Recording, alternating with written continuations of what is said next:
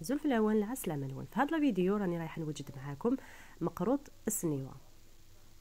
انا عندي 3 كيلات تاع السميد يكون متوسط، كل كيله نزيد عليها 2 مغارف تاع فرينه ومغرف تاع السكر، نخلط كامل هادوما مليح، نزيد عليها كاس تاع السمن يكون دايب وبارد، ونزيد عليها نص كاس تاع الزيت. نخلط كامل هادوما ومن بعد نقعد نبسس على هذا الشكل حتى نتحصل على عجينه تكون متماسكه، نحصل على شكل رغوه.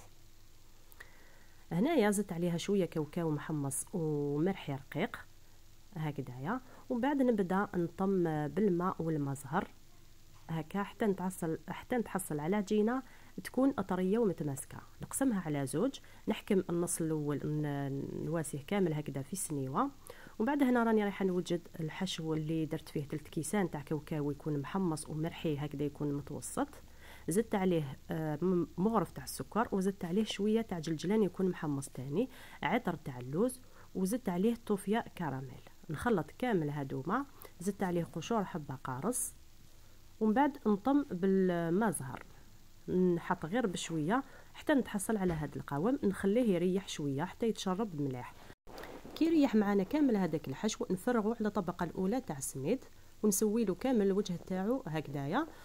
هنا حكمت طبقه ثانيه اللي حليتها ولا بسطتها على ورق الطهي هكذايا، ومن بعد زدتها من الفوق وسويت لها كامل الاطراف تاعها، طبعت هكذايا مقروطات، نقشتهم على هذا الشكل اللي يكون اختياري، ومن بعد دخلت سنيوه تاعي للفور اللي كنت شعلت له ديجا من قبل. هنا سنيوه تاعي راهي طابت، ومن بعد هي وهكذاك سخونه فرغت عليها هذيك العسيله وتحصلت على هذا المقروط. الوصفه بالتفصيل تصيبوها في قناتي على اليوتيوب.